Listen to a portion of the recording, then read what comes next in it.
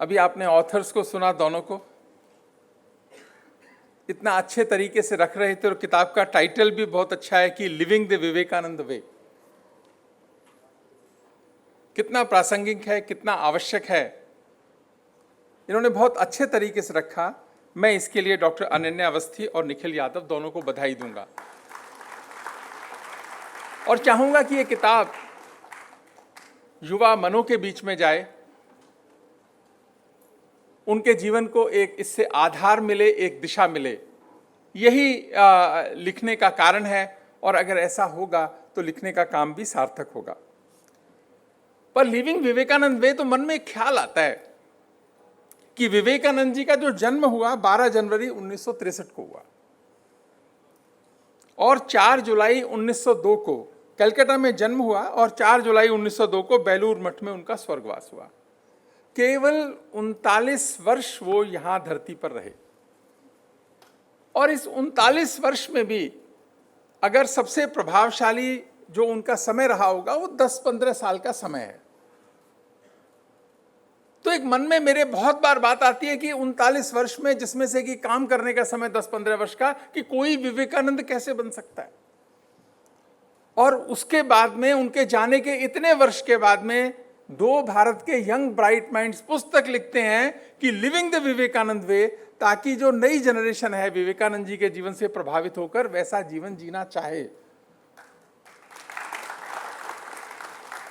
Authors ने questions किए किताब में, जब किताब शुरू करते हैं कहते हैं why and how is Vivekananda relevant today, why and how Vivekananda is relevant today, why are his teachings require more than ever, why are his teaching requires more than ever, why is it important to revisit them. Teachings are there, but they say we should revisit them, make them relevant, implement them.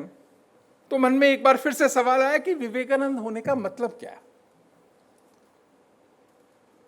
Living the Vivekananda वे होने का मतलब क्या है। जब हम कहते हैं living Vivekananda ji की तरह जियो, तो इसका मतलब क्या है इस बात का। तो मैं सोचने लगा तो मुझे ध्यान आया कि विवेकानंद का मतलब है धर्म, विवेकानंद का मतलब है ज्ञान और त्याग, विवेकानंद का मतलब है सत्य, विवेकानंद का मतलब है वैराग्य, उत्साह, उमंग, राष्ट्र प्रेम, पॉजिटिविटी और जीवन को सही तरीके से जीने का नाम ही विवेकानंद है। और अगर हम उस तरह से जीना चाहते हैं तो विवेकानंद के तरीके से हम जिए माने जा सकते हैं। अभी मैं एक इंटरव्यू देख रहा था भारत के आदरणीय प्रधानमंत्री जी का।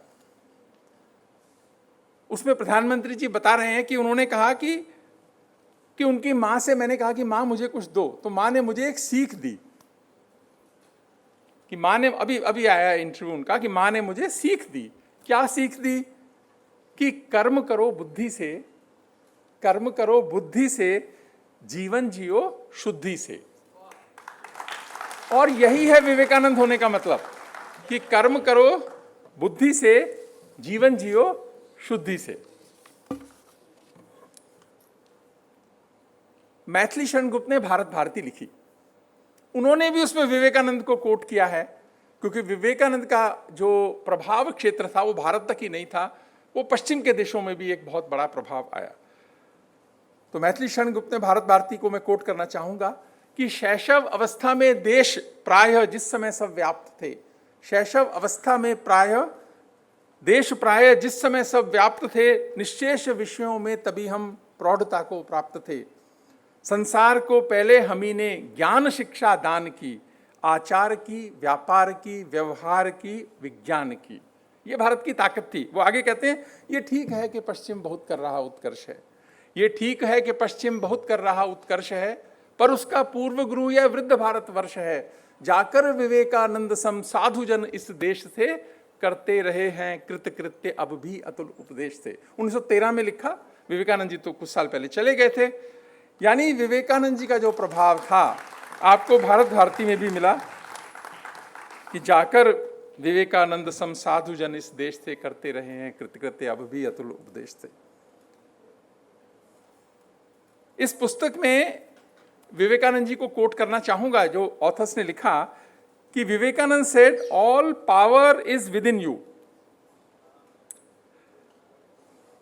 you can do anything and everything, believe in that, do not believe that you are weak, do not believe that you are half crazy lunatics, as most of us do nowadays.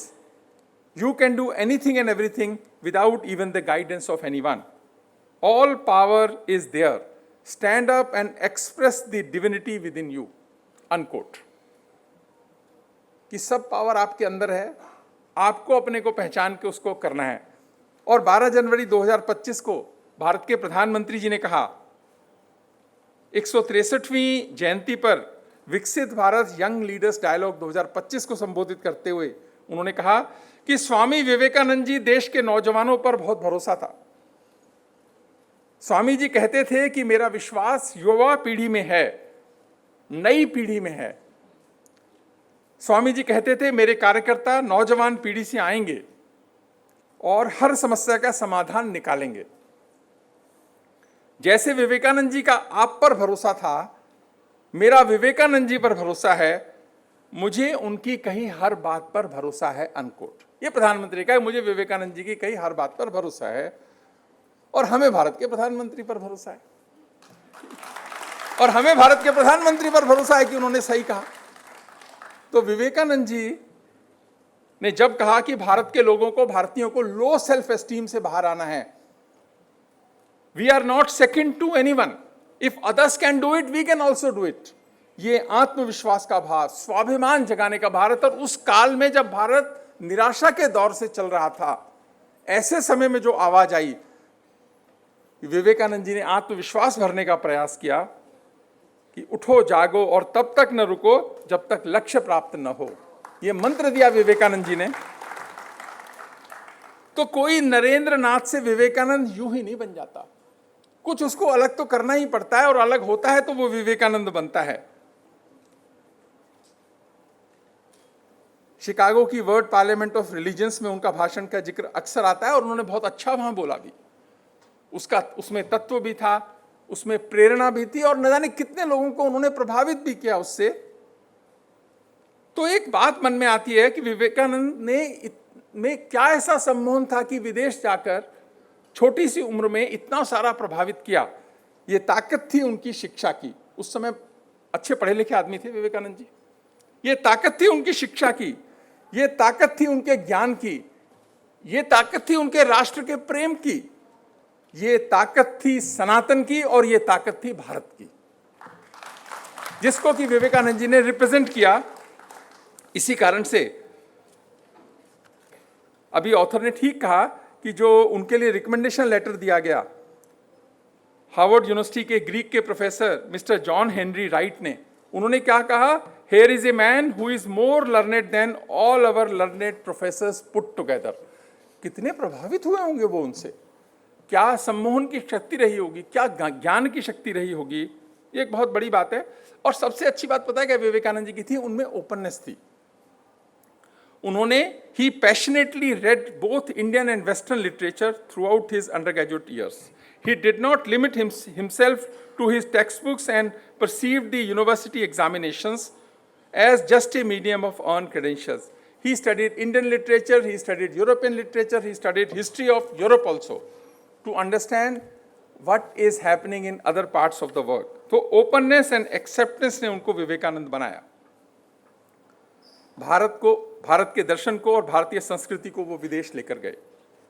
उनका message था कि serving the poor and, please इसको बंद कर दीजिए ना।